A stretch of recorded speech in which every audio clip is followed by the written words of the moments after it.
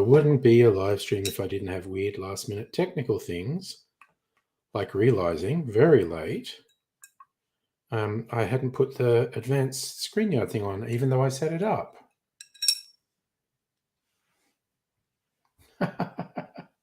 Hello, Megaleech, and hello, Dr. Abigail.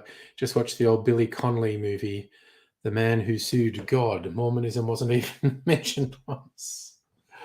Goodness me. I did see that movie on video sometime in the deep dark past. Don't remember exactly how it went. You know, it was always worth watching because Billy Connolly was in it.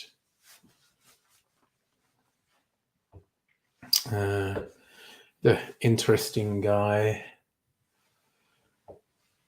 Poor bugger, got all sorts of debilitating illnesses late in life.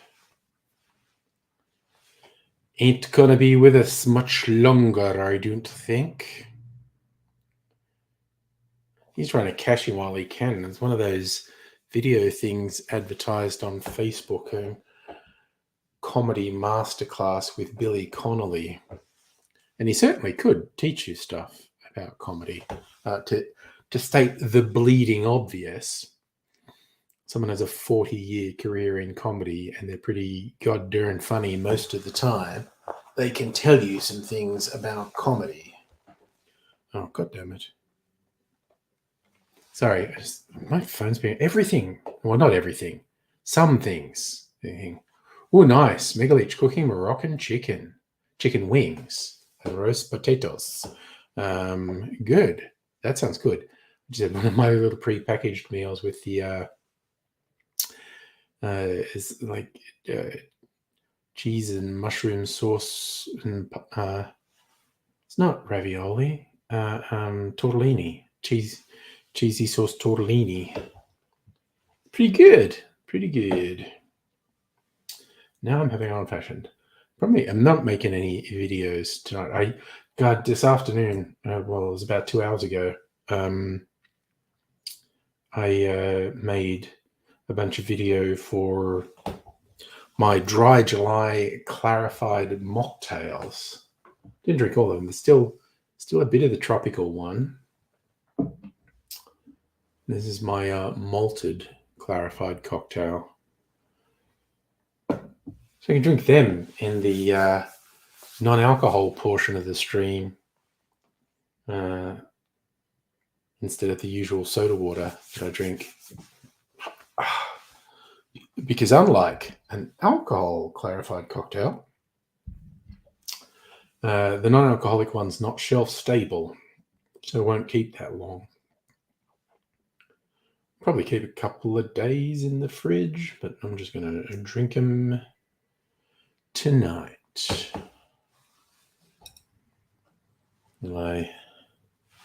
I try my first old-fashioned with my newest whiskey.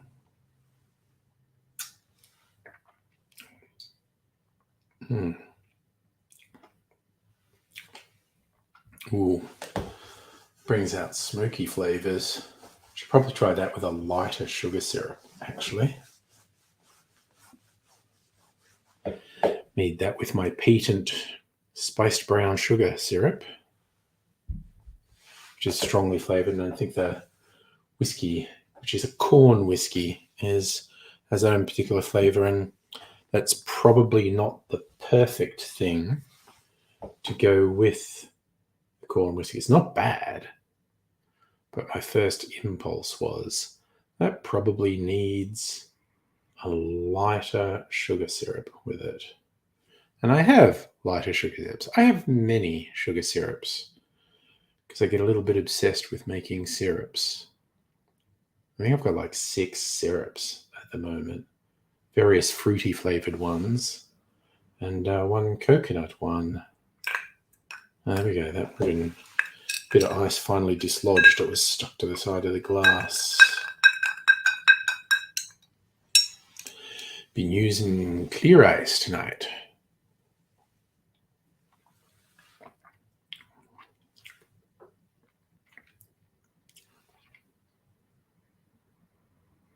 Man, that is actually really interesting.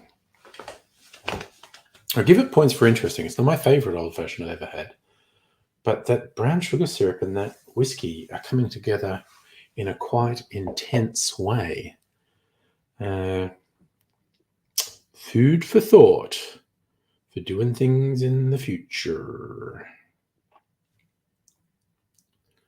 But I want to make one with my other recent purchase, Christmas gin, where the distiller literally put Christmas pud in the distilling chamber.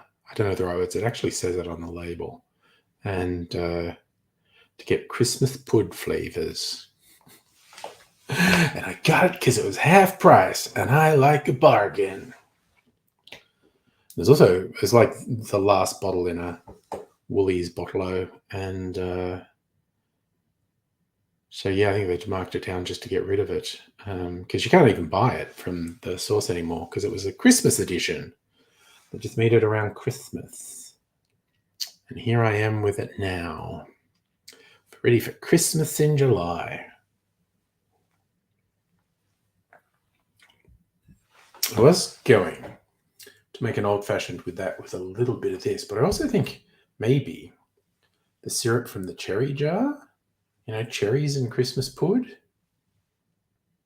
Oh no, that's the pain. Gallstones. Dang. All right.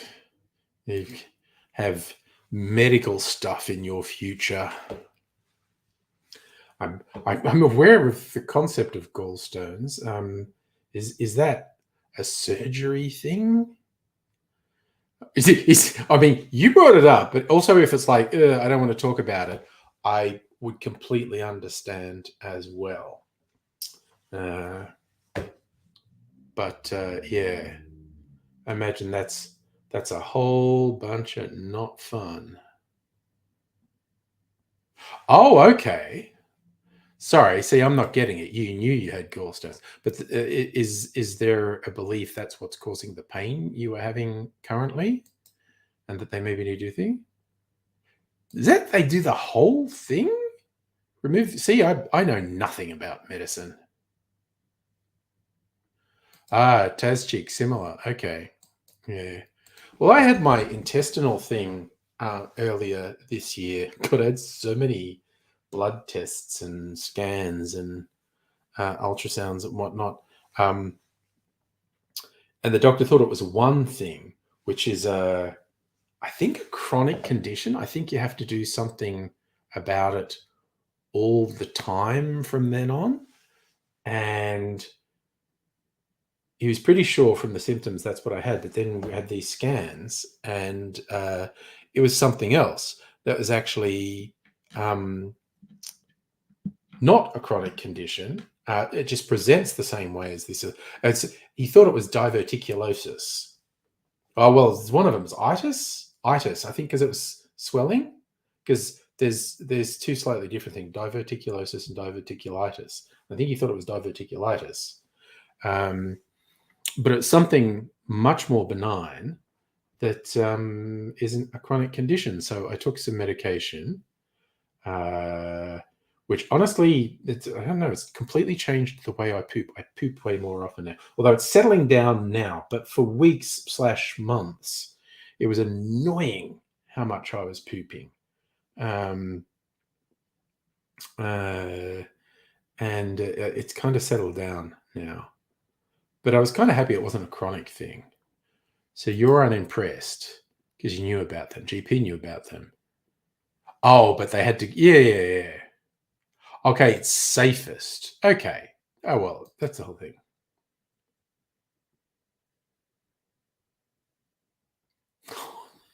Okay, Rottweiler dude, that's hardcore Carolina Reaper sauce. Sandwich toasters are one of the high points of human civilization, as far as I'm concerned. I friggin' love toasting things in a sandwich press.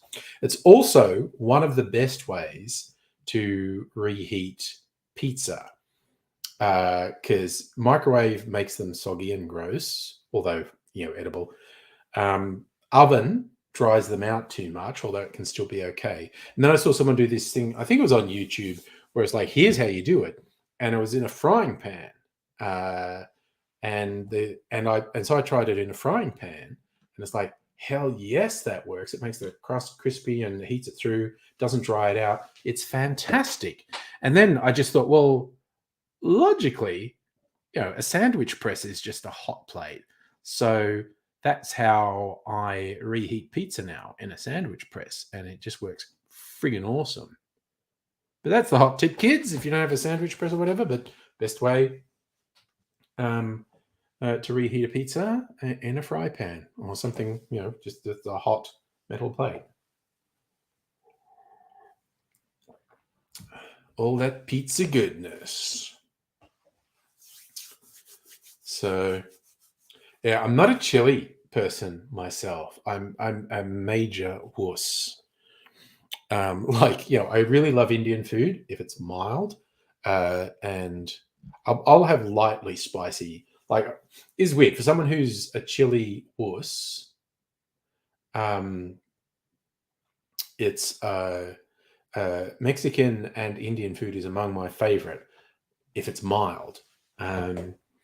And yeah, so like I go to an Indian restaurant and look at the dishes and you say, can I have that mild? And they say yes. And if they don't know me, I go, I need to stress, I'm talking white person mild here. I'm pathetic. I'm really pathetic. Do you get it?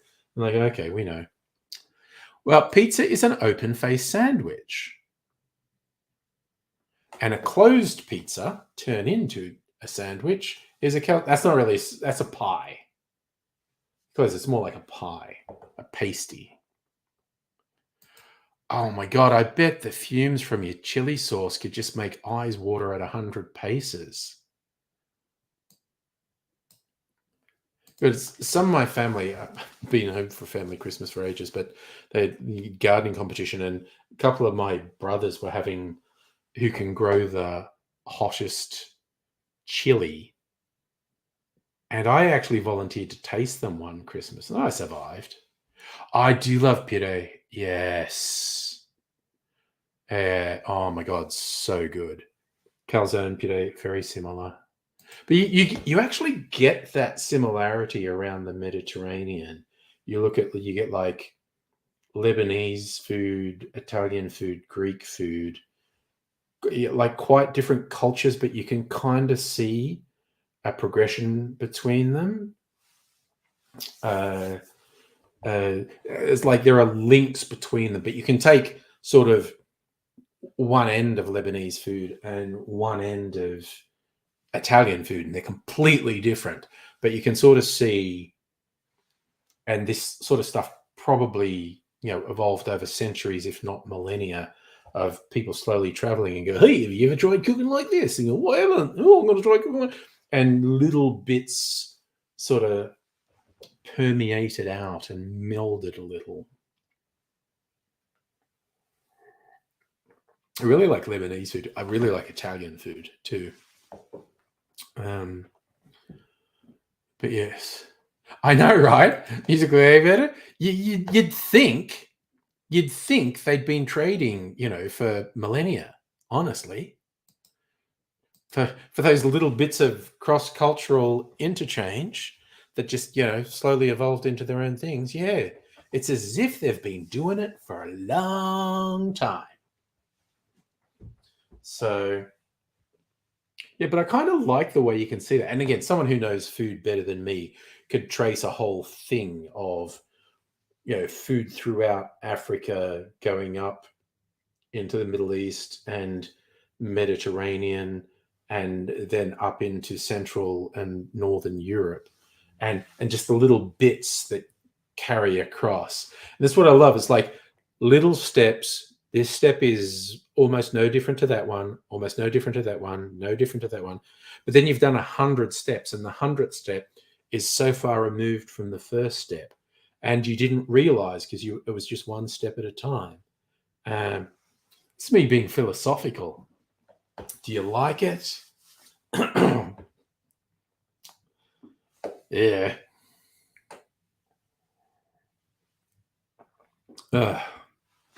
The boss has got bronchitis. Might not be seeing her for a while.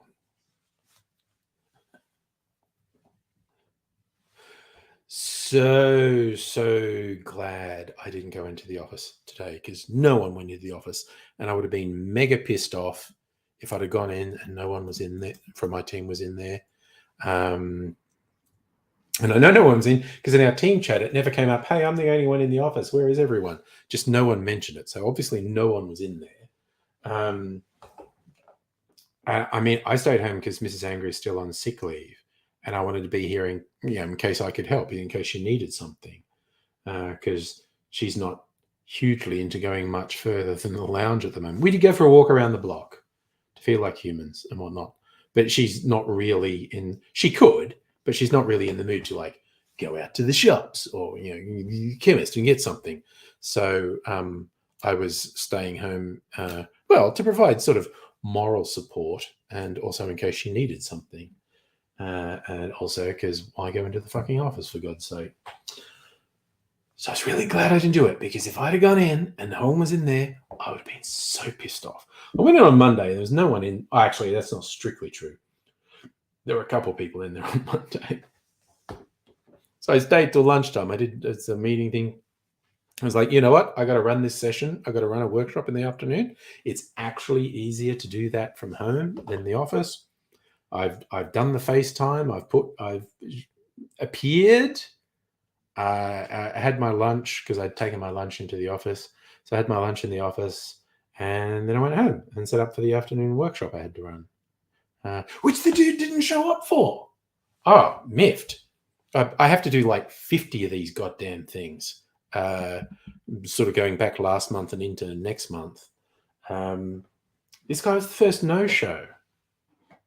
Didn't apologize, nothing. I rescheduled, and he accepted the reschedule. I'm sorry. He didn't say I'm sorry. He just accepted the reschedule. It's like, I didn't go to that. Oh, I wonder if he's mad at me. Yeah, I'm mad at you, man. I'm livid. Well, just like, whatever. Dude, I got myself all into this zone to do this thing, and then it didn't happen. That's the way it goes sometimes. I don't think I even know what ring species evolution is. In contextually, I can kind of guess what you're referencing there. I'm not specifically familiar with the term, though, so... But I'm guessing it's like, associated species, common ancestor, evolve in slightly different ways, and slightly more different evolution paths as you go further along. Like lizards. Lizards are a thing, and lizards are a broad thing. You can look at things and go, that's a lizard. But, lizards are radically different depending where in the world they've come from, where they're native to. So, yeah, that's a whole thing. And there we have the deep scientific insight on the Angry Aussie live stream. That's a thing. Yes.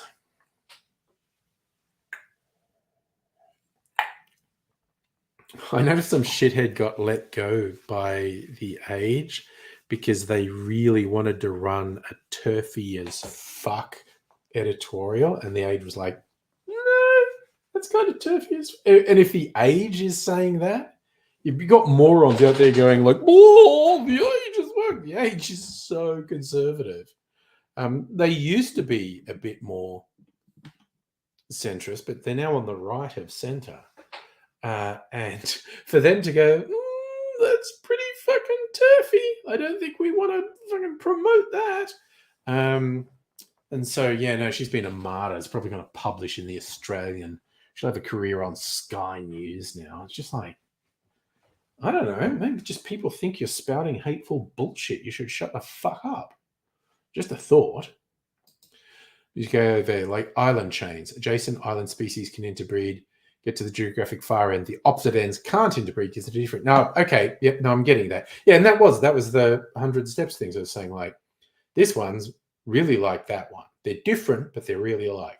And that one's really like that one, but different. That one's really like that one, but different. That one's really like that one, but different. But that one is now so different to that one. See, I'm a fucking scientific genius. Doing some hardcore reality talk here. Buckle up is all I'm saying. Because you never know what's coming. Well, actually, I know what's coming. I'm going to make an old-fashioned with my Christmas gin. And I'll put my Raymond B pure corn whiskey back. Also, for people who were watching on previous streams, yes, I got my tax routine, and yes, I went absolutely feral with retail therapy. Some things I'd always intended to get. And then two nice little distillers/distributors I like emailed me about a special limited edition. And I'm like, hey, you know what? Fuck yeah. I'm just in the mood for a one-off limited edition. So over the next, I don't know, days, week, I'm getting a bunch of stuff delivered. It's a little, look how bright this light is. Don't look straight at the thing. Bam! Look at that. That's really bright. Well, look, I'm a saint. I put it behind my head. Oh! Sorry, I'm easily amused. I just had a slight impulse to say, I'm not on drugs, because this is genuinely how I behave if I am on Minecraft, but I'm not tonight, so I just felt slightly compelled to say that. Although that's really sus when someone unprompted goes, I'm not on drugs. You, really? No one asked. Why are you saying that? I'm just not. All right, gonna put some cherry syrup in this one.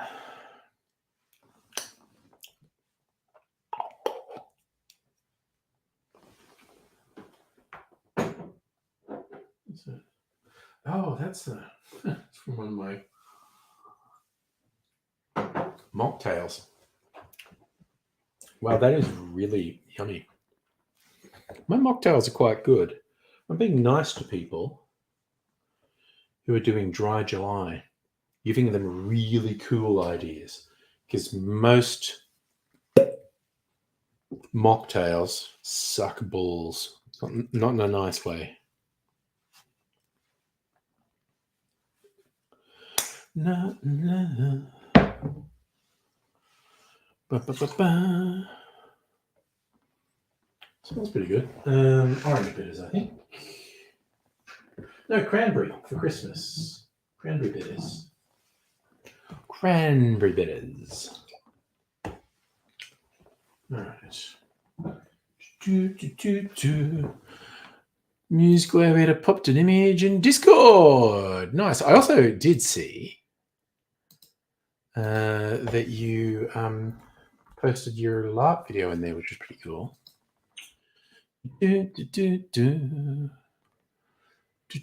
Oh, wow. Okay.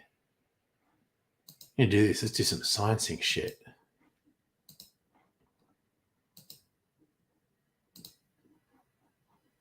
Okay, one's bigger than the other. Oh, that's what she said. Okay, I'm going to show this image about ring species.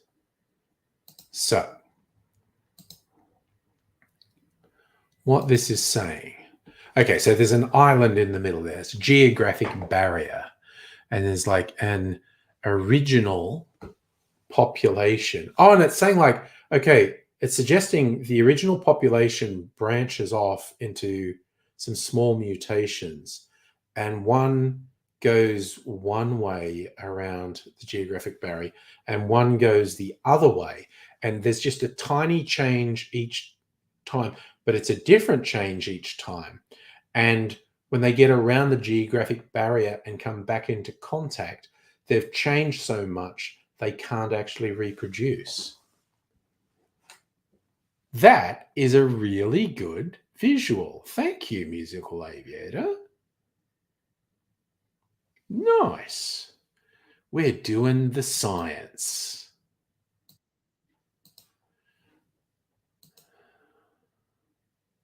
Aha! Oh my gosh, these are so sorry. Now, some cool generated images. I'm gonna load them up because I like them.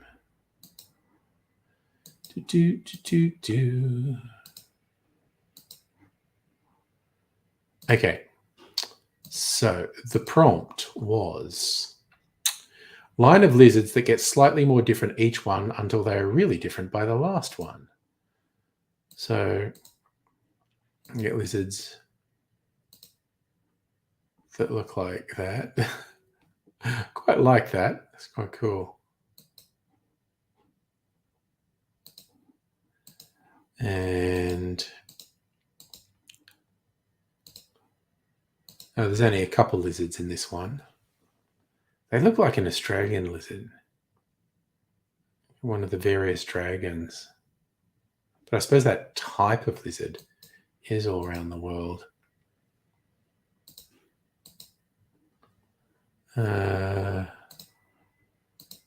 These ones, oh no, I was about to say they look like blue tongues. Then the brown one looks more like one of the dragon types, but I guess that's the whole purpose of the image as well, to mutate. And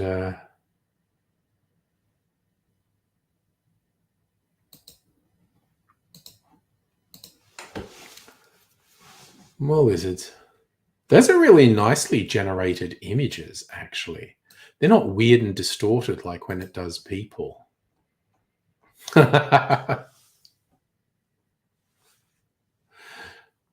So you like the Waterloo images with ABBA in there? I like them too, honestly.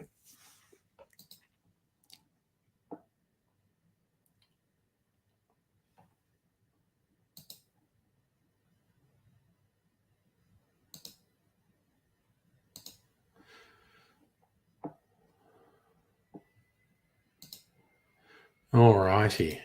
Well, those are some nice images. I like them. Anyway, so I haven't made an old-fashioned with this before either. And this should be good. Let me try this.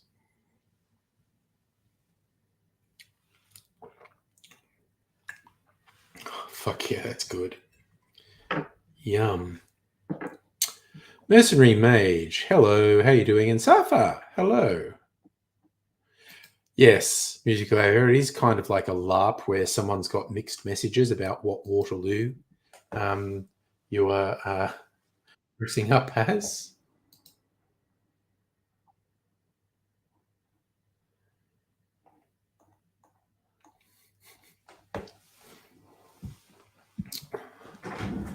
I should put the ones I did because I was looking.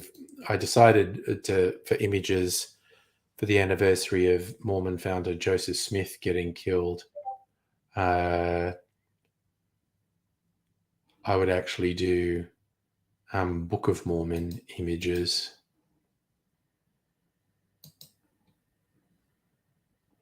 Wait, what am I doing? I'm just going to show them on Bing, so I'm not messing around.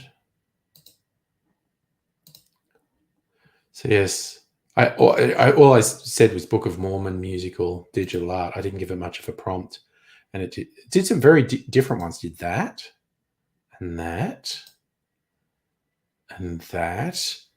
Always looks so deformed when it does people, and that's a scary Mormon missionary. That is a scary Mormon missionary going out into the world.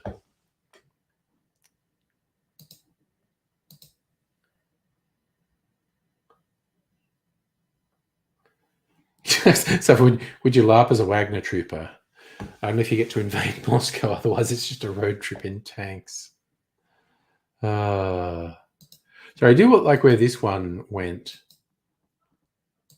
Megalich just changed the prompt to make them people. That's like a lizard slowly evolving into a person. There's a few more stages to go in that evolution.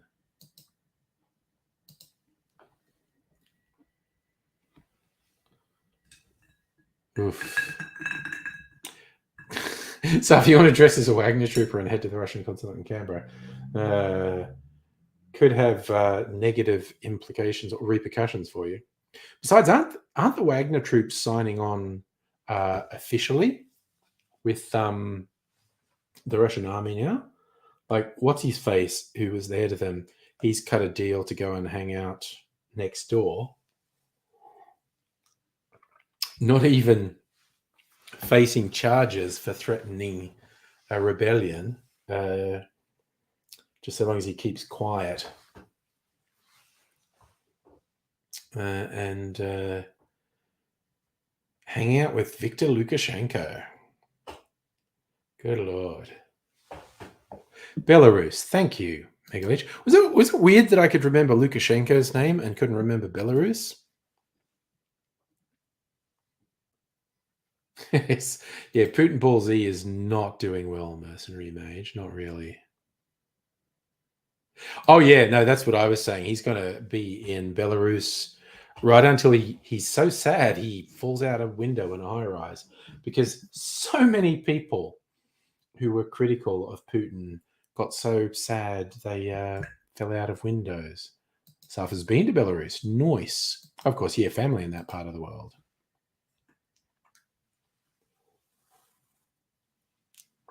Not a part of the world I'd go to now. Bit conflict-ridden. It's interesting. It's a bit bitter. I'm thinking that's kind of like slow gin. Can I find a recipe with slow gin that might go well in? Okay, by base spirit. Gin.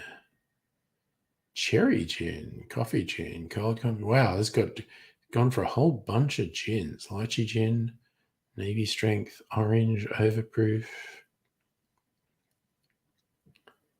Quince, raspberry, sea buckthorn gin, sage forward gin, strawberry gin, tea gin, tropical fruit gins.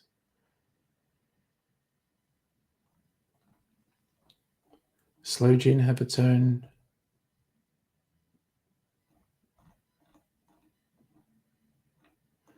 Oh, of which one? Spiced gin. It's most like spiced gin. What recipe? We have one recipe. The Road Not Taken. Good name for a cocktail. So spiced gin, gentian liqueur, peach liqueur, Boston bitters. God, which I actually have. I don't have gentian. I'd use yellow chartreuse. Peach aperitif liqueur. It says lemon zest or a chamomile flower. Created by Joe Macbeth at 400 Rabbits.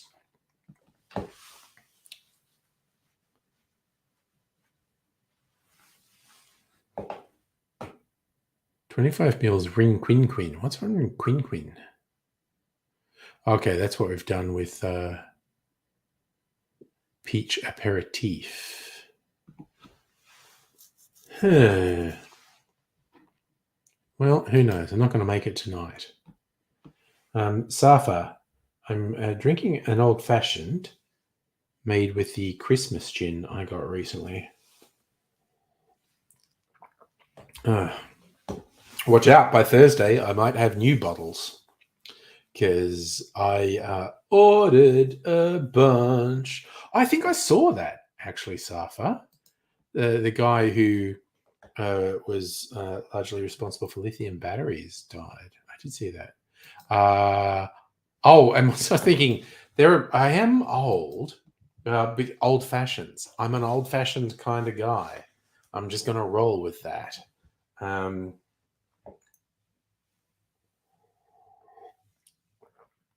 um, hmm, that's interesting. Still got a little bitter edge to it, which keeps it interesting, quite honestly. So, yeah, quite happy with that. Might make something martini-ish with it, actually.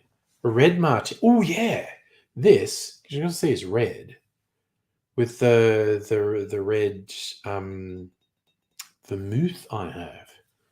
Make a red martini. That would actually be pretty good.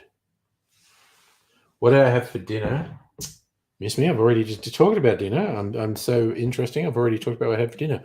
One of my pre-packaged things was just a tortellini in a cheesy mushroom sauce, which is good. It was yummy.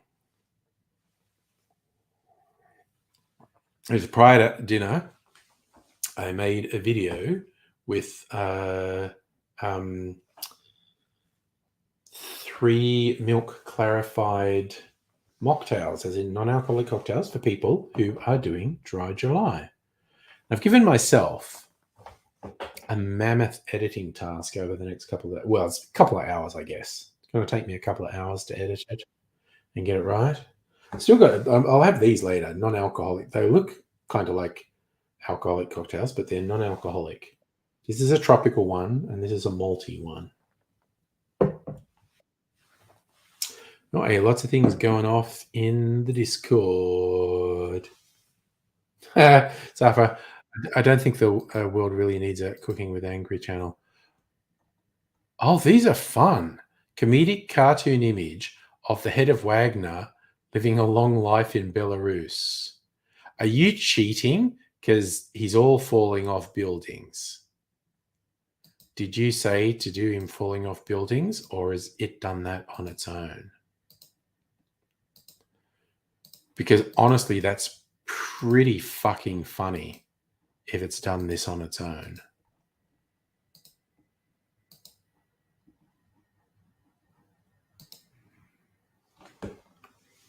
So I'm going to share these because they're pretty funny.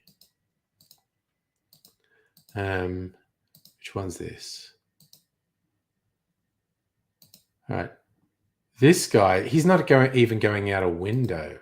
It's like he's gone out of a helicopter or something. Oh, okay, you're cheating. You did put the real text up. The real text was comedic image of military uniform wearing man base jumping out of a high-rise window in a Russian city. I love the way you phrased it, though. Head of Wagner living a long life in Belarus. This guy, okay, I did him first because he's just very cavalier.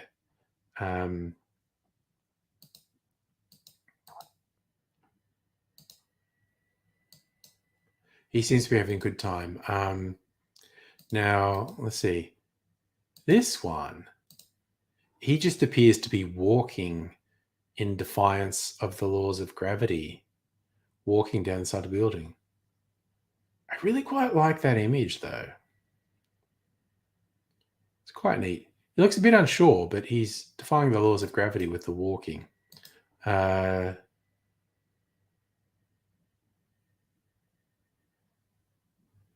Which W? Oh, I was saying Wagner.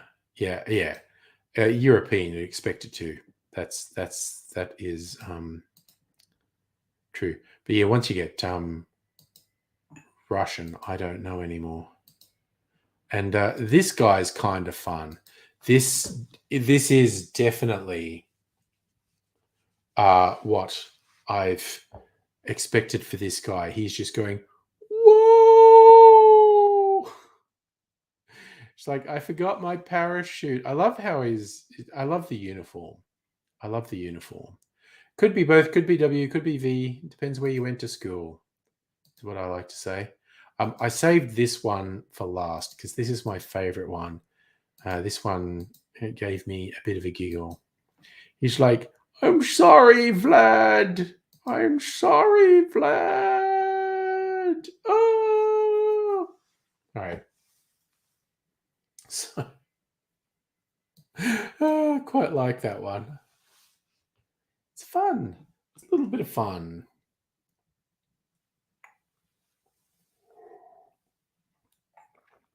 Mm. Do, do, do, do, do, do, do, do, do.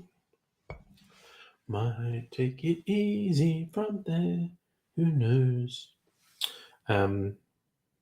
Yeah, because I'm over the next week. I'm going to have so many new things to taste, and then I'm really going to go. Okay, I need to stop buying. I feel like I was about to defend myself. I haven't bought bottles for a while, but I have. But this one, I'm going to do that.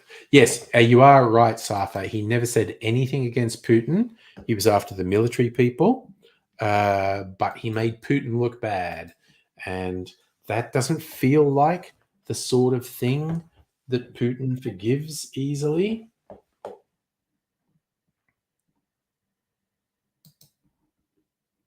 Oh, gosh. This one's brilliant. Did you change the wording, saying make him look terrified? I genuinely fucking love this one. Oh my god. He's got like different colored eyes, one green, one blue. I just like that. He's just genuinely going, this is a bad idea. Make him look scared. Yeah.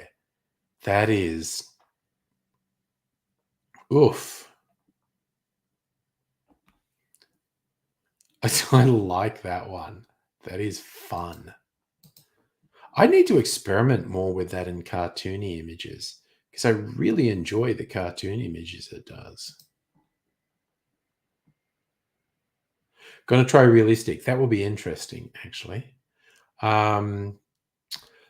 Okay, so Safa, next Saturday night is not an official date night, but last Saturday night was, but Mrs. Angry wasn't well enough to go out. So I don't know if she's feeling better at the end of this week. We might do a date night on Saturday night. We'll see. We'll see. Also, Mercenary Mage, just as an FYI, I'm watching from StreamYard. I'm sure the emoji is on YouTube, but what I see is the actual text for the emoji. Actually, I can double check that. Let me see. I'll have to just go look. Oh, yes. Of course it does. Yes. YouTube does the emoji. On StreamYard, I get the words. Okay. Oh, yes. We're going for realistic ones now.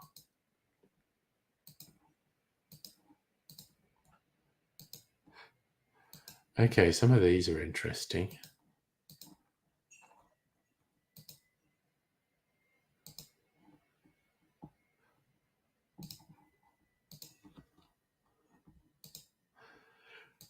Okay, all right. I'm going to show them and tell you what. Oh no, emoji to your heart's content. Don't let the weirdness of StreamYard stop you. I just always think it's funny when I get the text descriptor of the emoji. So what I find interesting about these ones, where it's gone a bit more realistic, they all look to me like the view of someone looking out their window and seeing this guy who's base jumping go flying past.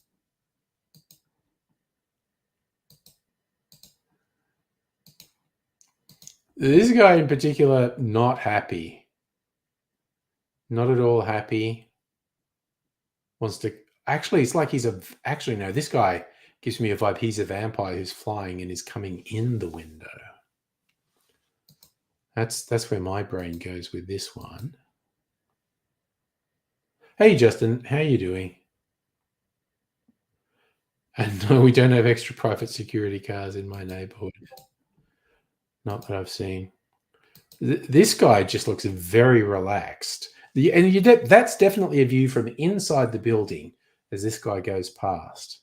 But he seems very relaxed. resigned to his fate even. And honestly, if I could hear what this guy's saying, I feel like this guy's saying, such is life. Out the window I go. That actually looks a little bit like the dude. I won't even try and pronounce his name.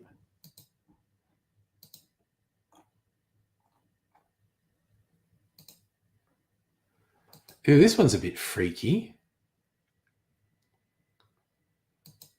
This is, again, the view from inside, just as this guy goes out the window. Oh, Jesus, knocking something over on my table. One of those markings in his face. It's just going out the window. Bye, y'all. Not at all sure about his life choices, that guy. Oh, goodness gracious me.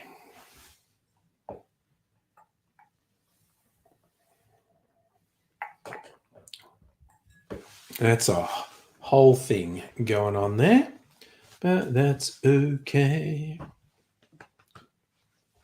You know, I'm really responsible not buying more of these shirts because they've updated all their designs for the Northern Hemisphere summer on these sites, and there's legit a dozen shirts that I like the design of that I could get.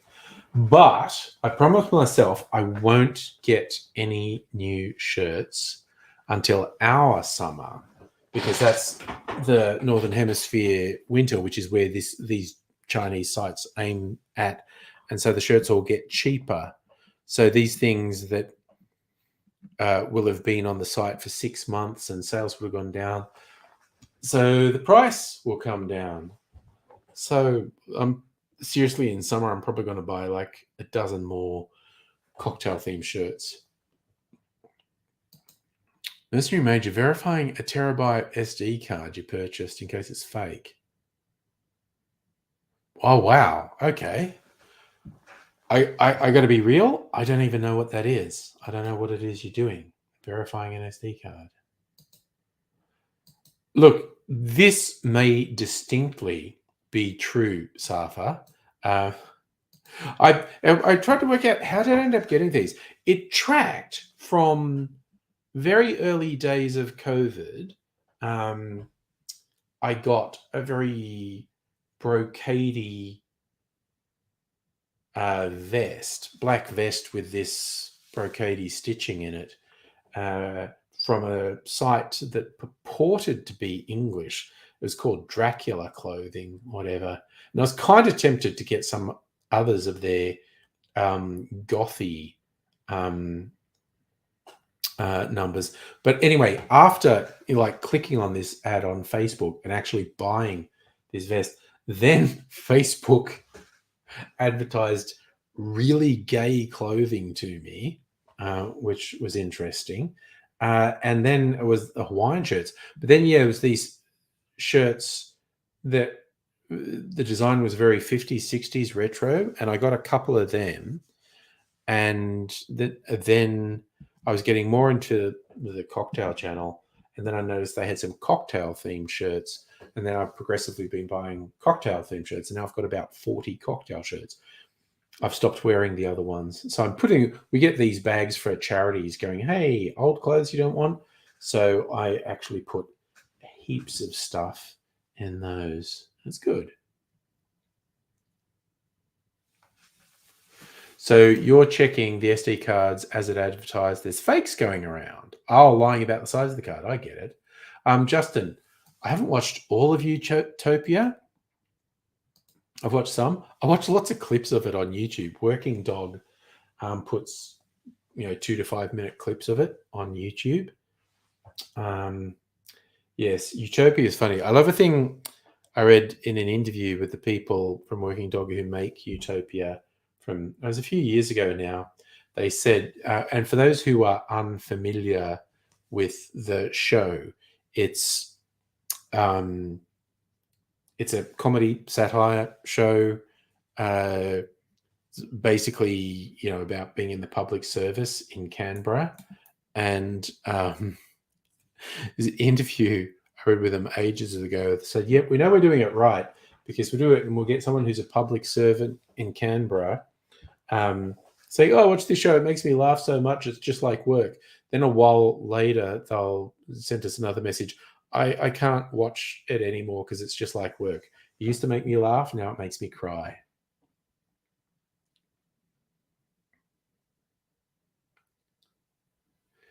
Yeah, Safi, sorry, Mercenary Mage, you should be reasonably safe on Amazon. Good on you for checking, though, honestly.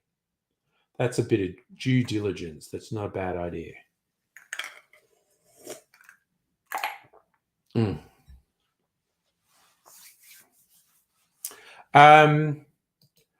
See, not so much like my work because I'm not in like the strategy and building stuff, because the fictional department in Utopia does a lot of infrastructure, public works building, which is not an area that I work in. Like I work in IT. A lot of it rings true. Again, not like my work as such, but just from what you see of government and decisions made in government. It's interesting. So yeah, it does kind of ring true, even though it's not sort of directly like my work or about my work. Kind of rings true. And yes, Safra, I did see that about the Vic government declared the Taylor Swift concert a major event, which means particular laws are now in force that people can't it's illegal to resell tickets for more than 110% of their face value. Which, of course, some wags have gone, well, Victorian government's doing more to prevent scalping on Taylor Swift tickets than the federal government is to prevent exorbitant rent increases. Again, it's not a one-for-one analogy, but, having a little dig, why not? Why not have a little dig? Oh, are they still not on sale? I thought they were on sale. But of course, Dr. Abigail, being secretly married to Taylor Swift, would know these details. So, yeah, I thought for all the hype that they'd already gone on sale.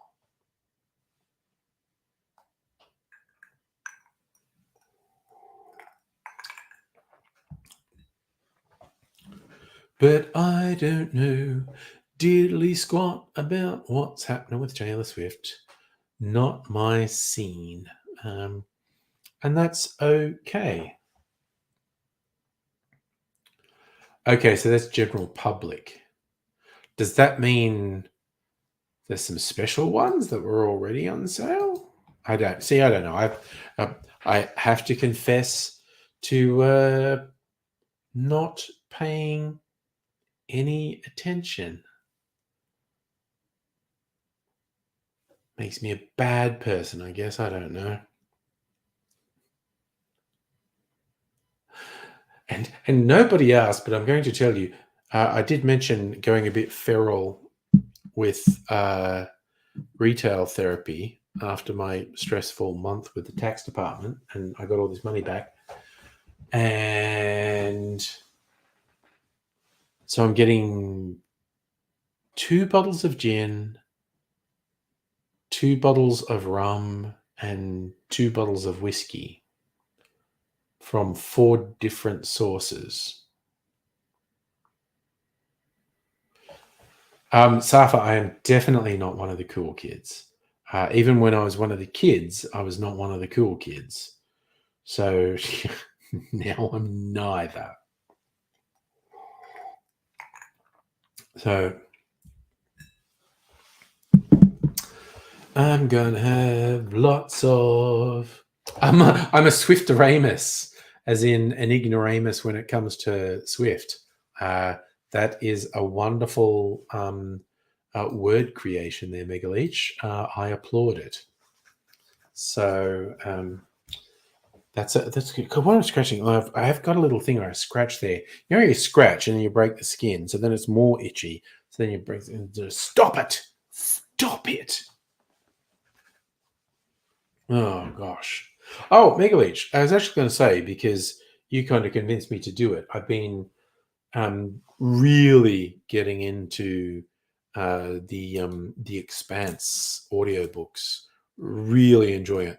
Like, on one level, I was trying to broaden out and do more different things, but seriously hooked.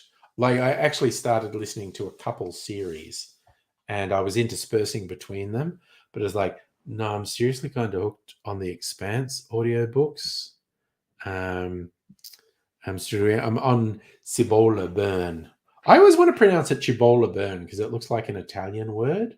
So you'd pronounce it Cibola Burn. But I believe it's pronounced Cibola Burn by most people. Anywho, they're very good. And they're sufficiently different from the TV show, which I watched and liked, that there's always plot bits that weren't in the TV. And I was going, cool, I don't know what's going to happen here.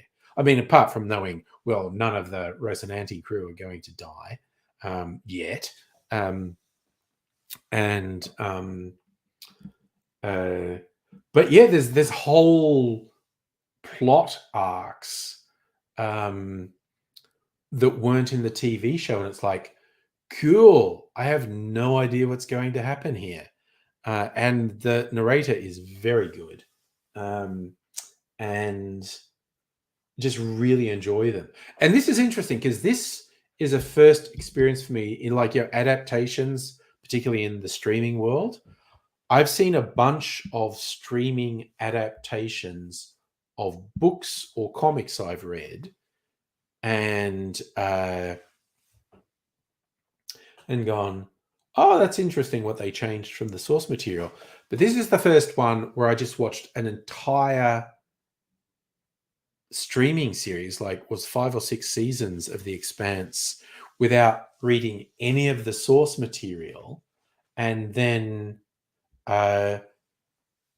going and getting the source material and seeing how different the source material. I have enjoyed more getting the source material after watching a streaming adaptation than I have watching a stream adaptation of something where I've already read the source material. I enjoy them both. What is this fucking thing doing to me? I was going to look up and tell you. Book 4. Which one is book 4, by the way, Megaleech? Is that Cibola Burn? Is that the one I'm on now?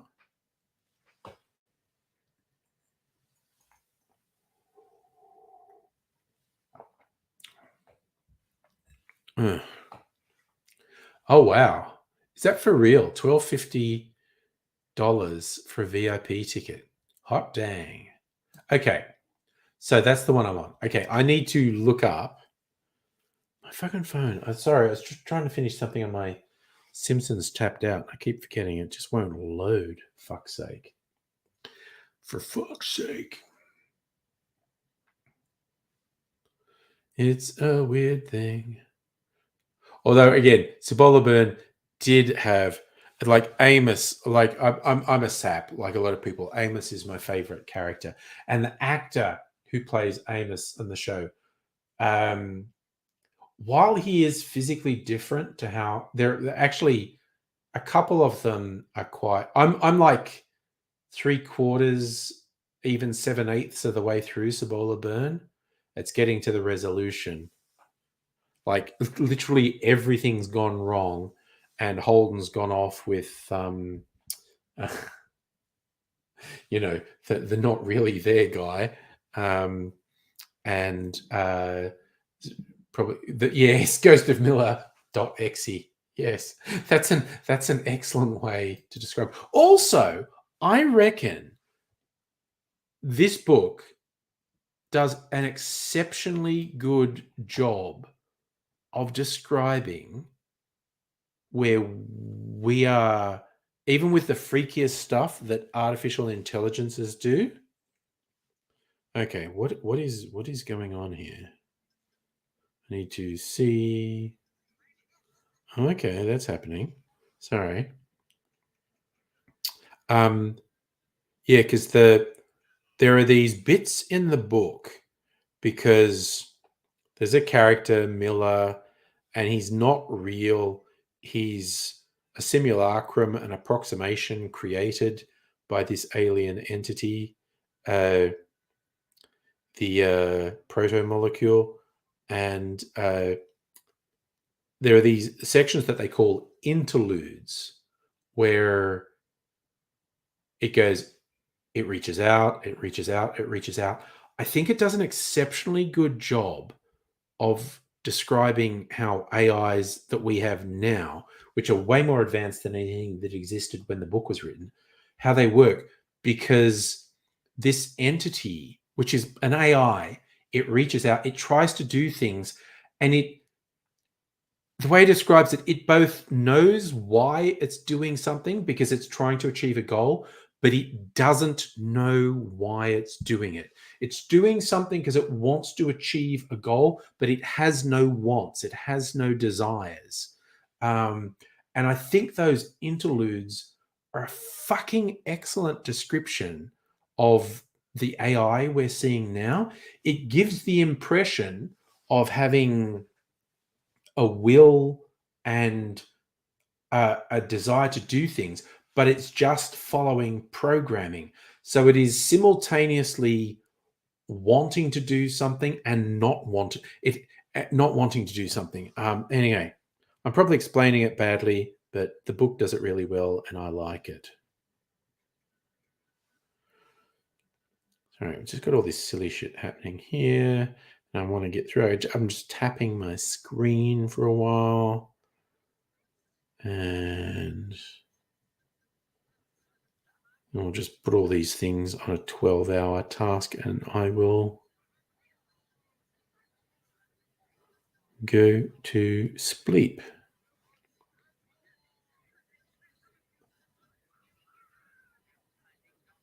Could put little Simpsons voices on the microphone.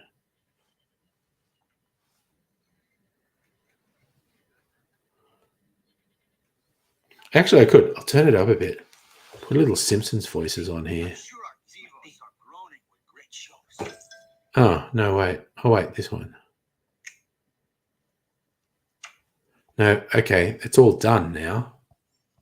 Oh, hey, Ms. M Creations on the Twitches. How you doing? Doing good. Hope you're doing good. Starter Book 5's good too. Cool. I'm looking forward. Yeah, so I am super into the Expanse audiobooks.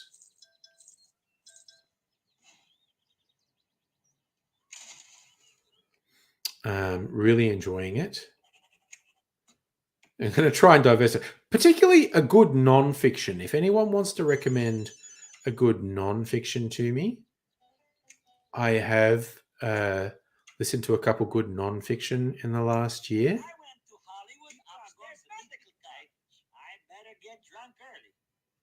I feel you, Dr. Nick. Don't think anything. Stop that.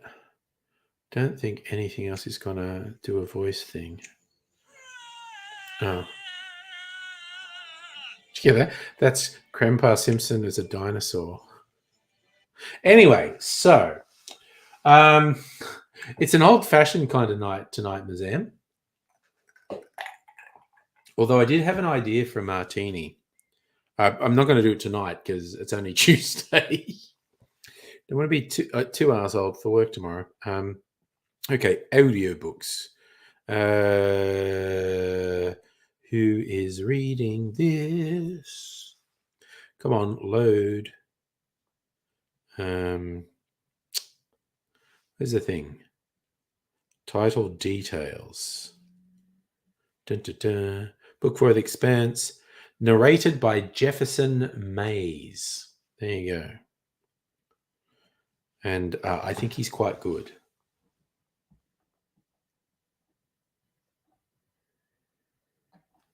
Yeah. Safa. Technically, non-fiction is real life. I like to mix things up a little. I'm mainly a fiction person, quite honestly. Most of what I read / listen to is fiction. But good non-fiction I'll get into. It's like a memoir type thing by an Australian writer called Anna Spargo Ryan. The book was called Some Kind of Magic. It's a little memoir about her extreme mental health challenges. There's not just depression and anxiety. She actually has psychosis, which is pretty wild.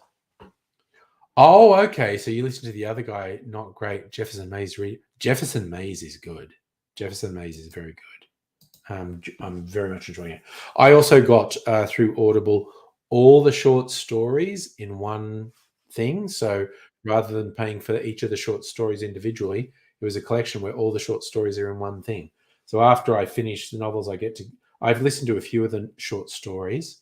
I'll get to go to. Oh, and I've mentioned this before. Fun thing with the short story collection, after each story, there's an author note, um, and of course, what's the name? James S.A. Corey is a fictional name. It's actually two people write the books, and so they alternate who does the author note in the short stories.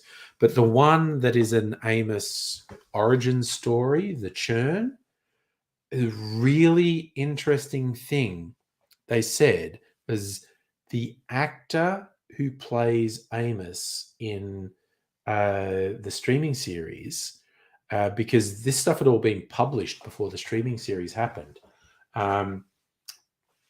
He read the short story The Churn, which is the Amos origin story, and was really into it. And he actually took that story to a therapist and said, help me understand what behaviors would a person who had this lived experience exhibit. I thought that was a really interesting little tidbit of information. I hear Discord beeps. Ooh. Okay. Sorry.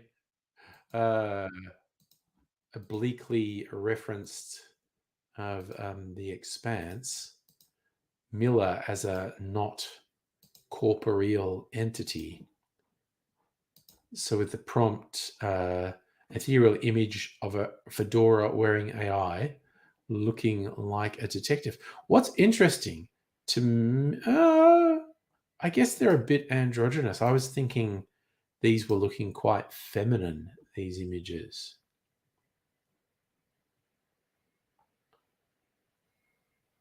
Oh, I looked online for the recommended order, and I realized I'd got a bit ahead of things with the short stories because I actually listened to Strange Dogs, and that was ahead of where I was.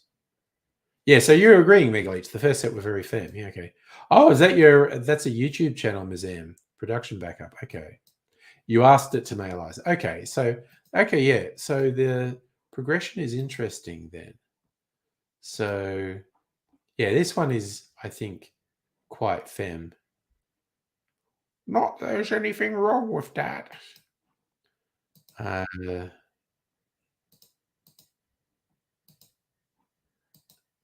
This one's definitely quite fem, actually.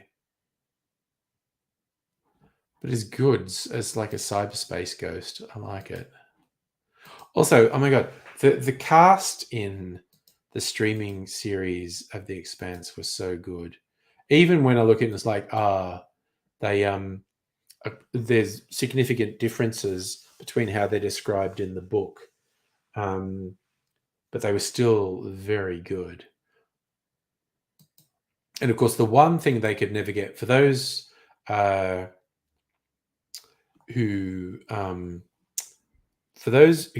don't know the Expanse series at all, it's a sci-fi series set, some, I don't know, hundreds of years into the future. Humans have colonies on the moon, on Mars, and in the asteroid belt. And in the lower gravity areas, particularly in the asteroid belt, people over generations have adapted to the low gravity environment. So physically, they're much taller and skinnier with bigger heads than people born on Earth because they're in like 0G. And of course, they couldn't do that in the TV series. So yes, Naomi's not super tall. So that's one thing they couldn't do. They couldn't do the physicality. Like even Martians are bigger. Like Bobby's meant to be about 7 feet tall, and they couldn't do that. But I don't think it hurts the TV series at all. Thanks, Glitch. Expanse mainly 2350. Mostly evidenced by the name of the series, 2350. There you go. The only certain dates, 2307. Commencement production date, Ganymede Gin, a liquor brand. Okay. What haven't I looked at? Okay, so now what am I doing? This one is a more male cyberspace detective.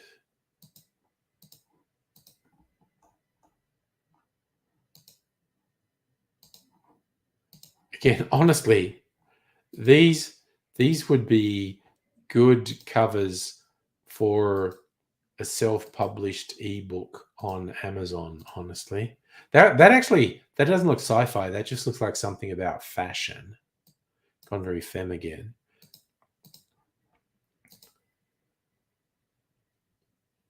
But this one, that'd be a good cover for a self-published ebook on Amazon. Quite honestly. Dr. Abigail, I think you're not alone in thinking that about Bobby, quite honestly. Again, the actor who played Bobby, she is so good. They were all good. It's just really disturbing that the guy who played the pilot, Alex, turned out to be a creepy serial sex pest. And so they killed off his character because they didn't want to work with him anymore. Yeah, also album covers. They would be great album covers.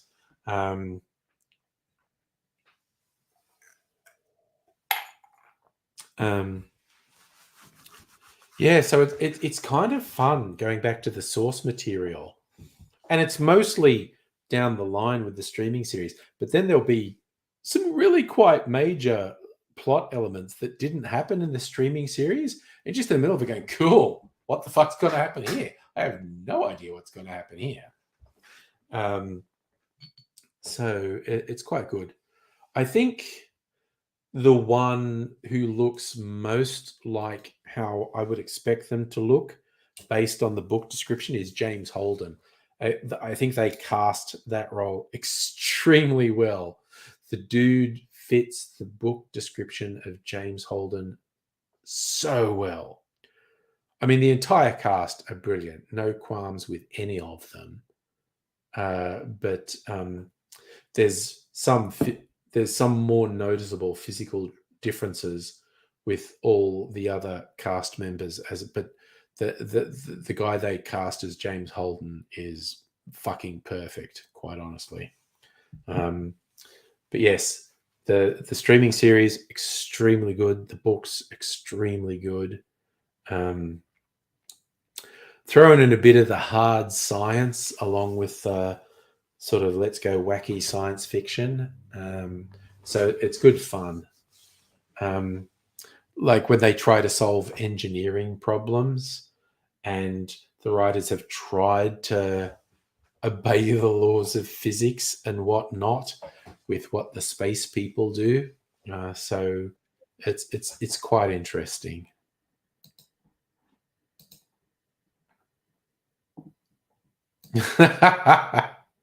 All right. This one is apparently just for you, Dr. Abigail. The generated image of an 8-foot tall female space marine wearing a mech suit on Mars.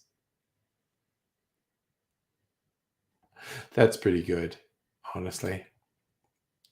Gotta love that.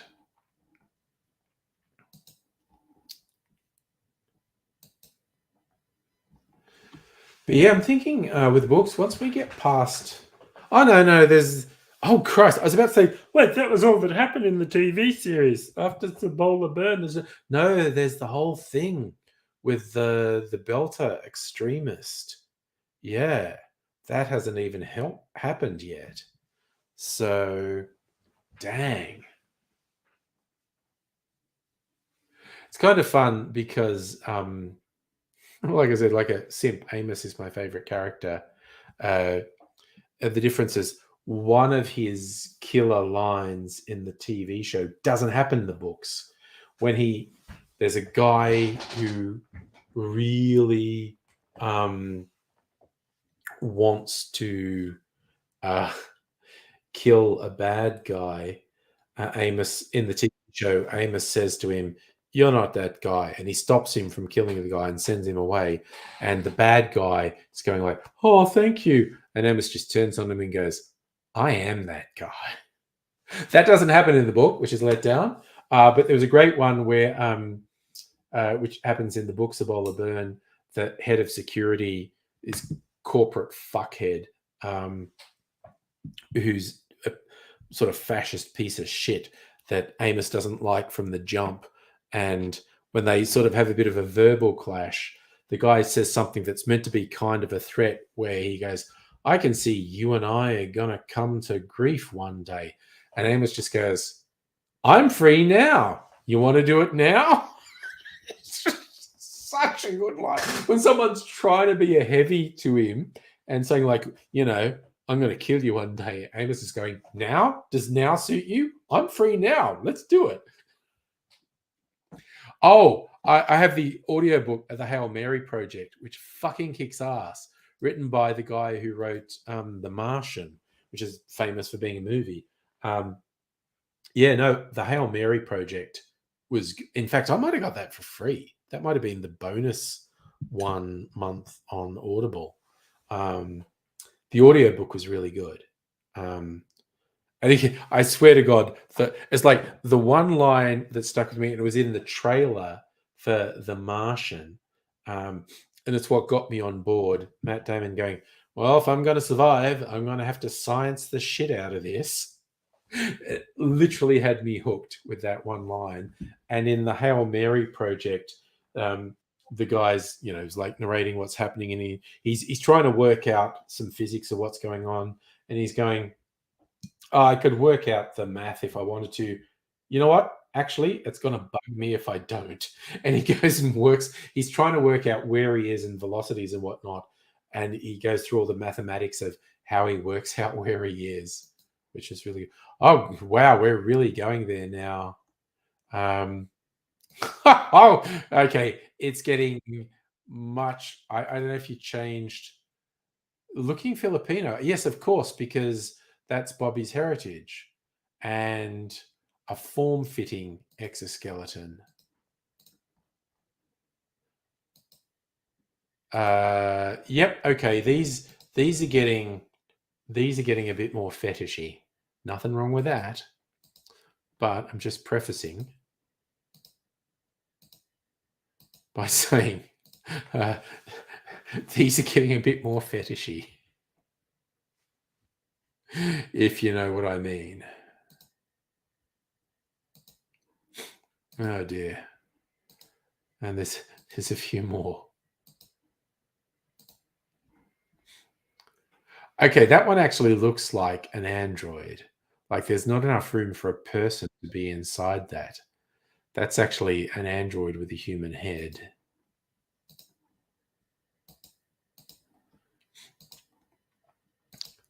This one, oh god, she's got bare thighs. That's again. Did I mention it looks a bit more fetishy? Yeah. Okay. What the hell this? Is so friggin' weird. Megaleech has christened this one AOC in space. Again, that's Barbie-ish dimensions. And there's no way a human arm could be. So those are like mechanical arms. And text has appeared for some reason. Not sure if you told it to put text in there. There's like text in there for some reason. Sorry, yep. Dr. Abigail's going to be in a bunk. That's fair. All right, 9:30. I'm going to. All right. Just before bedtime, gonna have my mocktails. A bit of water from the melted thing. Yeah. All right. That was no prompt made it do the words. It just decided to put words on there. All right. They will eventually get words right. Currently, they cannot do words. The various AI image generators. But I reckon within a year or two, they will probably do text flawlessly, which would be the fucking end for people who are working in bloody graphic design. 90% of people who work in graphic design will be out of a job. Not that the AIs will be better than them, but they will be good enough that people won't pay for graphic design.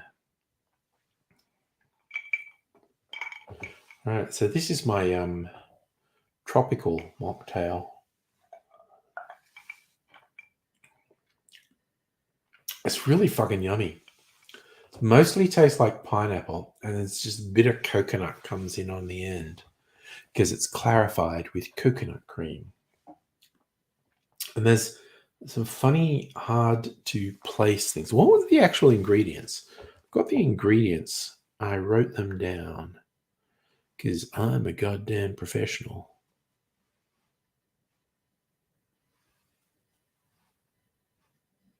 So, all right. So I made a mint tea and I made it really strong.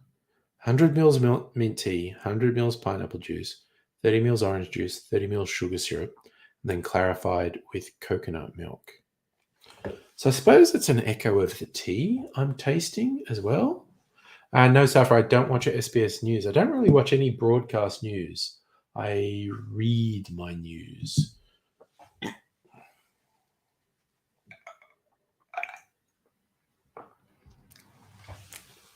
I don't know if that's a sign of being an old person. But yeah, I basically do not watch broadcast news. If I was going to watch broadcast news, I'd watch either SBS or ABC. God, the concept of watching commercial TV news programs. It's like,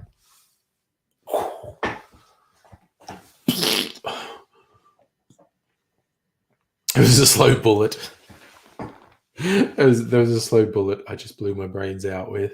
They're the dangerous ones, the slow bullets.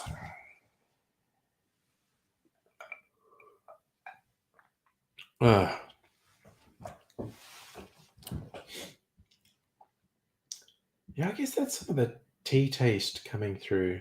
Some of the citrus. It's very interesting. And that's why I made them.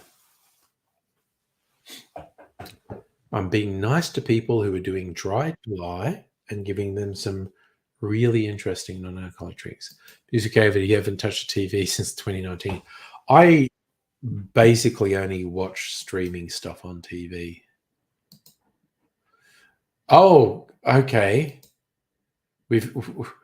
Have we changed the prompt to be full figured?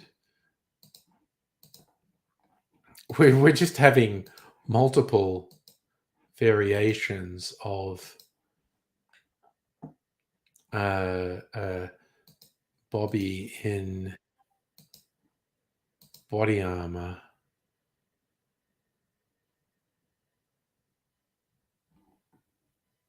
It's I'm getting very 70s sort of album cover vibes from these. She looks angry. That's suitable for Bobby. Bobby's angry most of the time. Seriously, the thighs on this one. Whoa, mama. Was that the result of a prompt, or the AI randomly said, you know what I want? I want a really thick lady whose thighs cannot be contained by the battle armor. And why the heck not, honestly?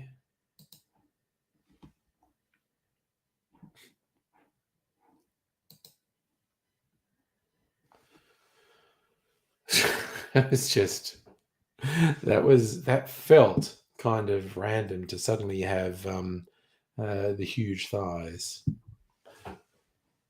So the prompt: 8 foot tall female space marine wearing form-fitting exoskeleton, lots of space where you can see the person underneath on Mars looking Filipino. And it's just randomly done those thunder thighs. Why not? The whole thing. Ugh.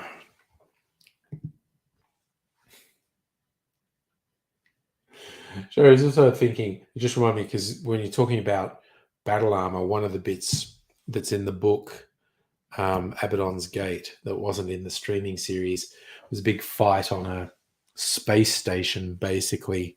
And, some bad guys who are coming up and they're wearing the battle armor, which makes them very hard to stop, even if they don't have weapons. And there's a whole thing with an elevator shaft and someone trying to stop them coming up, and they come up, and this guy, and it's like it's all over because they're going to get him. He's just got these really nasty concussion grenades, and when someone in this power armor bursts up next to him, he just pulls the pin and says, "Hold this for me." And as the thing detonates with such force, it doesn't have to hurt the battle armor. The person inside will be turned into jelly by the concussion. But it was, again, in terms of famous last words, it was a good one when someone just suddenly appears in this battle armor where they could literally tear you limb from limb, and you just pull the pin on a really powerful explosive and say, "Hold this for me." What a laugh.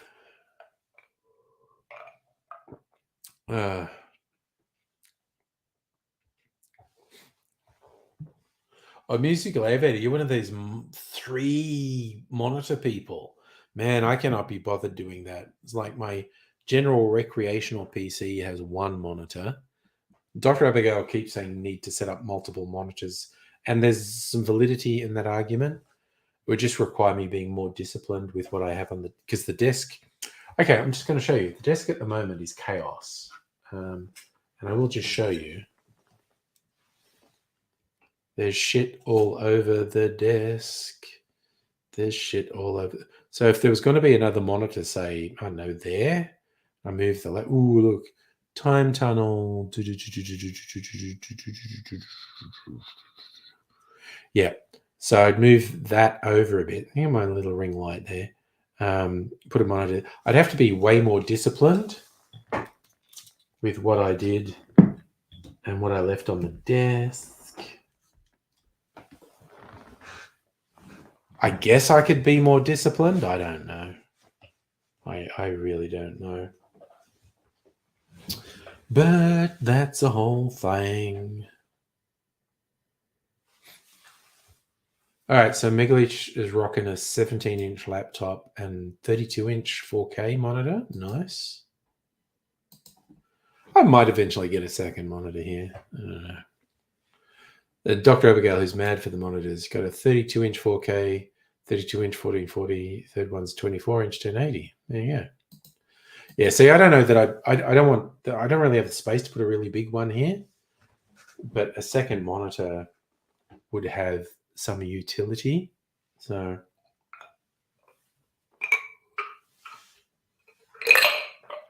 okay, this is more sugar than I'm used to having. Don't know what that's going to do to my sleep. So this is the last of my clarified mocktails.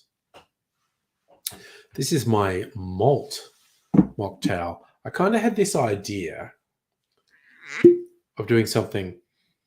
It doesn't smell like anything. I'm so used to alcohol. I want to smell it. It's not alcohol. It doesn't really smell like anything.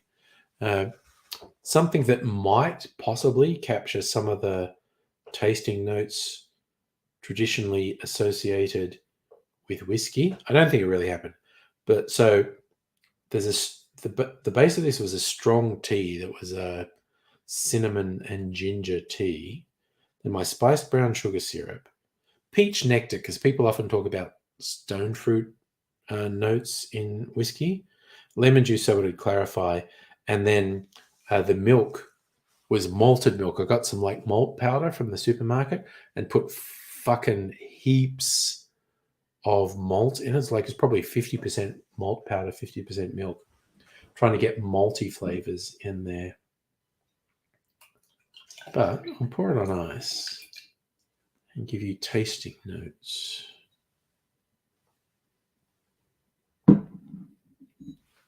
I love that. Last year's tax return turned into a Baroque temperate. Yeah, well, a chunk, not actually that much of it. In fact, I was mildly responsible. It's probably only, God, it might only be 5%, certainly less than 10% of my tax return turned into booze today. Somewhere between 5 and 10% of my tax return turned into booze today. So you have a monitor stand, clamps and desk, holds the monitors. Oh, yeah. No, I get what you're saying, Clamp. And theoretically, we could maybe do that here as well. That's the thing we could work out. And I also do agree with you, Dr. Abigail. The Baroque trumpet sounds like a good call, honestly. So I had my little bloody feral explosion of expenditure this week. And I got to be good. I got to like maybe not buy anything for at least a month. Anyway, so my malty clarified cocktail, what does it actually taste like? I had this theory that maybe I could capture some essence of whiskey, but not really.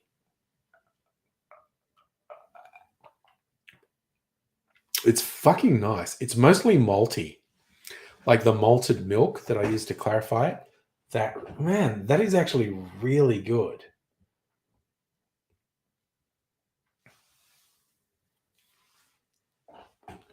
That is actually really good.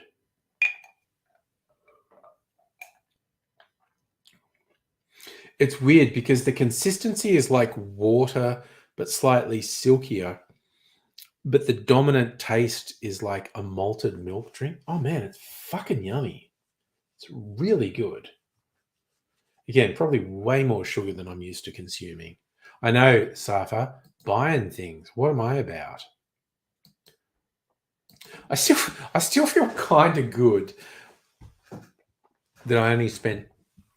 What the hell? Something stuck between my teeth. I only spent between 5 and 10% of this business tax return on frivolous booze. Most of it went to pay off my credit card because I ran up my credit card a little bit because of various stresses.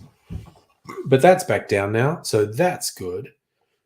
And now I've got 2 pays before my next rent, so that's good. Because I only have to save 1 pay for my rent. So then I can put money back into my savings as well. So that'll be good. Oh. Yeah. I swear to God, dude, I could do it so easily. And I've made jokes, not jokes. I win lotto. I'm just going ape.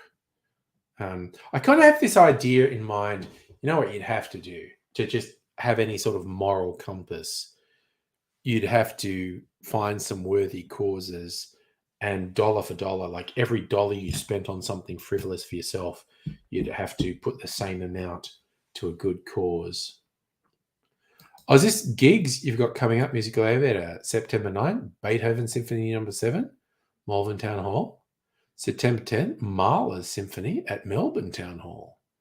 Nice.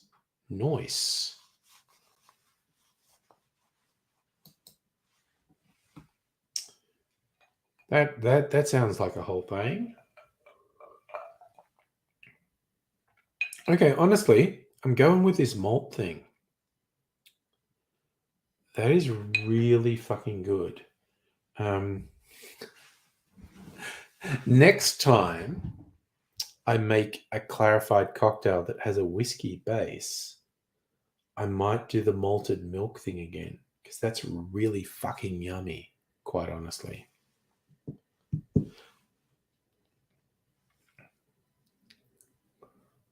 I have said it on streams before, but again, if I won some stupid amount on a lotto, a thing I would definitely do just to make whiskey wankers' heads explode is buy stupid expensive bottles of whiskey. And I mean like 10, 20, $30,000, because there are bottles that go for that much. Buy one of those bottles, and with people, I'm never opening this. I would not only open it, I would make a cocktail with it, which would make the hardcore whiskey nerds lose their fucking minds. I'd do it just to fuck with them. But again, I have this thing again, to have any sort of sense of moral compass, spend $20,000 on a bottle of whiskey. I'd have to give $20,000 to an actual good cause, which still wouldn't make up for being a complete arsehole. But what are you going to do? But I just reckon it would be so much fun. Like, I'm just going to make an old fashioned with a bottle of $20,000 whiskey and put it on YouTube, call it the $20,000 cocktail. And I've even sort of rehearsed the script in my head and just like, this is a bottle of $20,000 whiskey that people, recommend you store as an investment because the value will always go up. Here's the thing. And you just crack the seal and go, it's not worth $20,000 anymore. And then I'd do a taste, and then I'd go, and now I'm going to make a cocktail with it. And the hardcore whiskey wankers would fucking lose it. And I would laugh so much. Also, I'd probably get lots of views saying you're making a $20,000 cocktail. So I was just looking at the bottle. This is from Four Pillars. I was thinking, what's in the bottle? There's 4 little raised dots on the bottle, which is the symbol for Four Pillars Distillery. Nice. Well, you enjoy time with Tajik. Well, I'm only here for about like 20 minutes, and I'm going to be spending time with Mrs. Angry.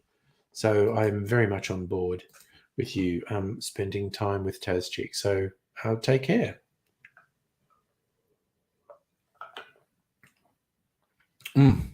Okay, I'm really into how that tastes like malted milk, actually. I'm just thinking what it would taste like if I made it with booze. Right, that's a project. That's a project I am definitely doing down the line. A clarified boozy cocktail using malted milk as the bit to clarify it. So obviously it should be whiskey, a malt-based liquor, as the saying goes. Let's see what that tastes like. But that's a future project. That's not something I'm doing right now. We'll do that somewhere down the line.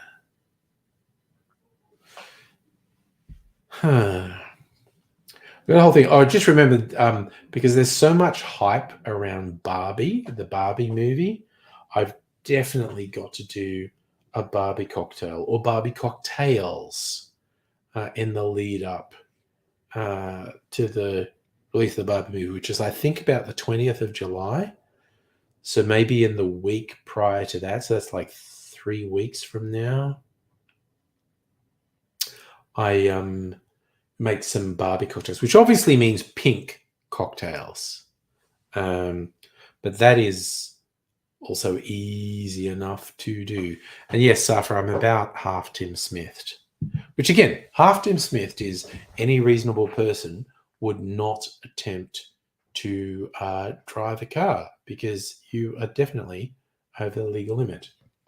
It was fully Tim Smith when he went and drove the car. You have to be seriously fucked up to just drive your car into someone's fence. Well, see, that's the thing. That's all. Like, Jaws kicked that off. Jaws, which was this huge hit in like 1977 or whenever the hell it came out, 76, 75, 74, 70 something, was just this huge dominating hit. And that started the idea in Hollywood of the summer blockbuster. Again, Safi, you're not old enough to know this, but the big summer hits in Hollywood, which was our winter, back in the 70s, they didn't reach cinemas here till Christmas. So they came out in summer again here. It's just no one would put up with that now. But it used to be months. We would sometimes, in terms of TV shows, we would sometimes be years behind the US. It was extremely common to be an entire year behind a US TV show. But with some, we'd be a couple of years behind. It's just the way it was. And yeah, that's the whole thing with the film. Stuff had to be delivered as physical films. And it costs the studios money to print the films. So they tried to control how many physical copies existed. We didn't see Star Wars for months after it was in the US. Like there were months and months of hype about Star Wars before we got to see it. So it's the whole thing. Yes. So the summer blockbuster happened in the 70s, and Jaws is what kicked it off. So a little bit of film trivia for you.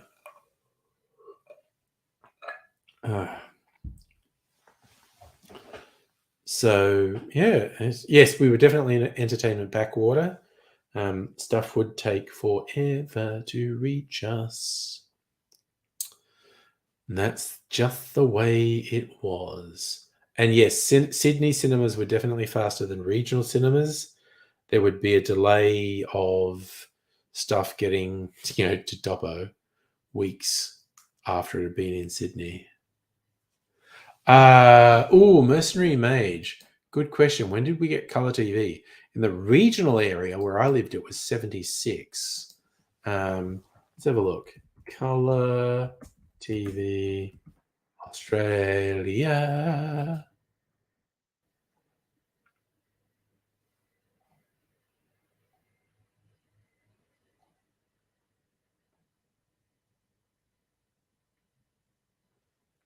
$75. There we go. And colour TV existed in the USA as early as 1954. Jesus Christ. It's a big difference. That is a huge fucking difference. Good Lord. That is redonkulous how big a difference that is. I don't know how widespread colour TVs were in the US, but it existed 20 years earlier than it existed in Australia. God damn, that is fucked up.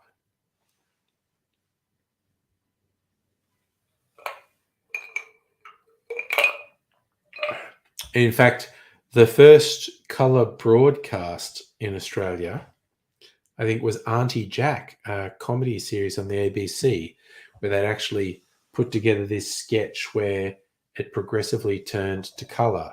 You can find the clip on YouTube. All the characters freak out because their world's turning colour, where it used to be black and white. And also, that was a weird show, Auntie Jack. That was an incredibly strange show. The Simpsons episode on us was accurate. There are several bits of The Simpsons in Australia that I fucking love. I guess, and everyone goes, Knifey Spoony is a big favorite to me. I will, if I ever get the opportunity to do that to someone, I'll do it. just I'll see you know how to play knifey spoony. And the one bit about the guy who's affronted about this American who ran up his phone bill. I'm going to tell my member of parliament. And he just sticks his head out the window and yells to the guy, "Hey!" And he goes, and his member of parliament goes, "That's terrible. I'm going to tell the prime minister." And he yells, and the prime minister is floating on an inflated inner tube in a dam with a beer. What's outrageous? That was so fucking funny. That was, oh my God. It was so ridiculous. I just fucking loved it.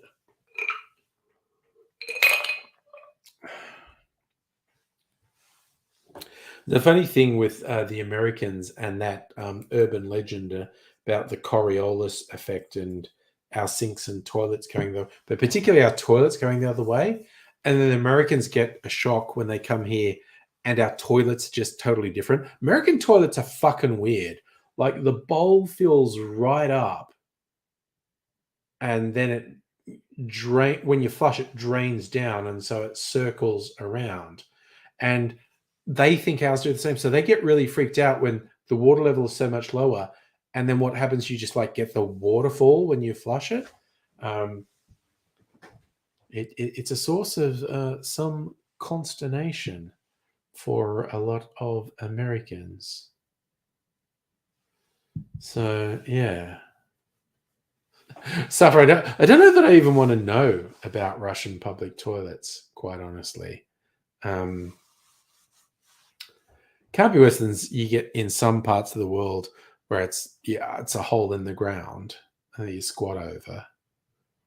Had the old thunder boxes in the bush in Australia in some remote areas around Dubbo. But the fact they still have them in some urban areas certainly in Southeast Asia, probably other parts of the world as well. It's just the nightmare because it has the nightmare is falling into one of these shit pits and literally like drowning in the excrement. And that happens every now and then. There's an accident and something like that fucking happens. Someone falls into the hole in the ground. They die and shit. That's just like, oh, that's nightmare material. That is just the absolute worst.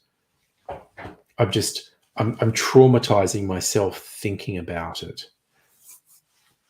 Oh my God, that would be fucking awful. Just the absolute worst. There you go, Dr. Aguirre. Had to use a public squat toilet in Bangkok. Somewhat traumatized. Yeah, it's pretty freaking full on. It's pretty extreme stuff. And like I said, you still get that. Maybe not so much now, but certainly when I were a lad, in some of the more remote areas in the bush, yeah, you were just shitting into a big hole, basically. But we didn't have the squat toilets. There would always be a seat, even if it was extremely primitive. It'd be like a toilet seat, but it's just the long drop.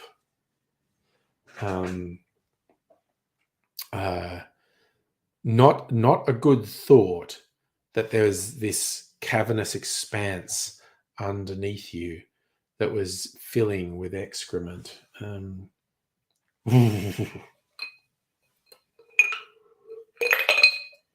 Not good at all.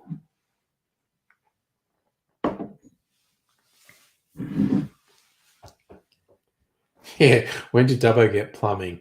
Look, honestly, not sure. The city was always plumbed when I was there. But farms surrounding the town when I were a lad, they didn't have sewage. It was like you were shitting into a big hole. Or they might have had septic tanks, some of them. And I mean, most of the farms are probably on sewer systems now, but there would probably still be some where the toilets were holes in the ground or septic tanks. I mean, out perimeter suburbs of Melbourne, there are places that aren't in the sewage system. I know because I worked for one of the water authorities, and they were really frustrated because it's actually not legal to not be connected to the sewage system, and these people don't want to pay to be connected, and they're all like, their septic tank's fine, except when it rains heavily, the septic tank overflows and the untreated sewage just flows straight into the creeks, which flows straight into the Yarra, which is why the Yarra's freaking gross. Safa, Melbourne Water hasn't existed since the 90s. Jeff Kennett broke it up into, I think, 4 different water authorities. I worked for Yarra Valley Water for about 18 months. I actually quite enjoyed working there. I like the people I worked with there. It was a long time ago. Wow, it was a long time ago. But I quite enjoyed it. That was out in the burbs. I had to drive to that because it wasn't in. Most of my jobs have been in the city. Not all of them, but most of them. This one was out in the burbs. I had to drive out to it. It's the only way to get there. I don't know. Jeff Kennett was a piece of shit. Fucking destroyed the health system. Fucked with the education system. Jeff Kennett was just a piece of shit. Probably the only good thing he did was changing the licensing laws, particularly in the Melbourne CBD, which brought the CBD back to life. Because 90s, the CBD was a ghost town. Like 5:30, people finished work, they left. Dead zone, absolute dead zone. Changed the licensing laws so it was relatively cheap to open small bars in the city. And so it revitalized and made the CBD something worth being in. A little bit of water. Okay. I believe we reached this time. And because I made videos pre the stream with multiple mocktails, I've actually got 2 cherries. Little treat for me.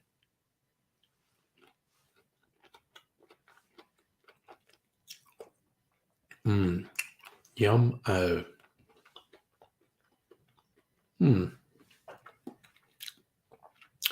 That's some good shit.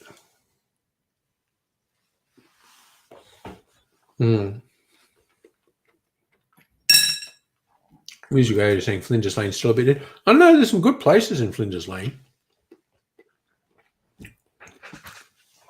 I took young Ms. Angry's boyfriend out a couple of weeks ago. He'd never been to proper bars. So to take him to some Melbourne cocktail bars. And these are a few good places.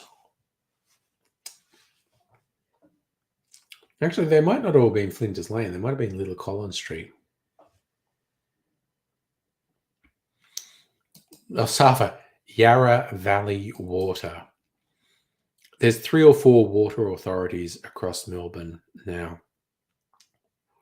Melbourne Water got broken up into, I don't remember them all.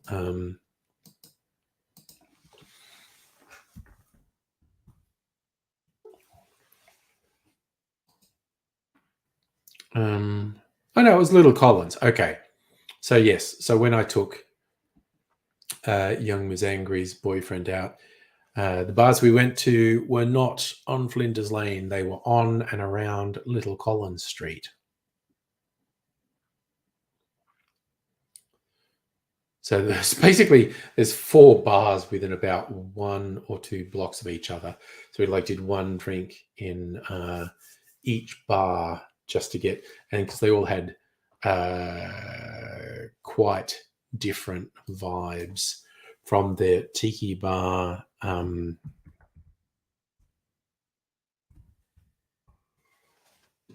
tiki bar at Luau on Little Collins Street, to the others were actually in an even smaller lane that goes off Little Collins Street, Russell Place. It's Bar Ampere, the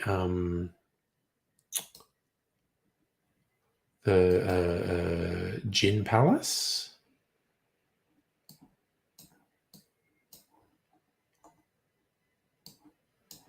And there was a new one that I can't remember the name of. Looking at a map, trying to find it. What's it doing to me? Queen Street. Wasn't there. Okay, this is friggin'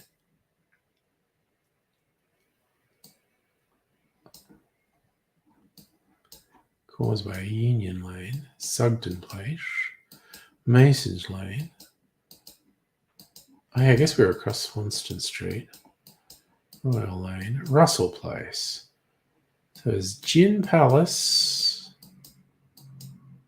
Bar Ampere, and the other place is not on this map. You're fucking useless, Edge. You're fucking useless.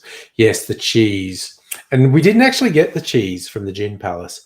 I have to do that another time because that's just one of the best cheese platters. So fucking awesome. And that's the thing. Early in the week might be quiet in the CBD, but Thursday, Friday, Saturday night, the CBD is fucking packed. Absolutely packed. So many people go into the city. Anywho, it's 10 o'clock. I'm gonna go to bed. Yeah, if anyone ever wants recommendations in the Melbourne CBD, I've got a couple of. And again, I only know, like, you know, I've only been to a tiny number of the potential good places in the Melbourne CBD. But it's kind of like you get somewhere you like and it's going, well, I just want to go there again because that was good. Even though there's probably other places I should try. I've got these places I like. I would like, there's a bunch of places I want to try that I haven't. But I don't go out in the city that often because there's too many people and it's freaky. But I'm going to go to bed now. And in all probability, we'll be back on Thursday night. I've already had takeaway night with my young'uns. That was last night, in fact. So I'll probably be back on Thursday. And we'll see. I'll probably be making some cocktails because I didn't make any tonight. Not videos, anyway, because I got stuff. But anyway, you all take care. I'm going to go sleepy berbers and hopefully see you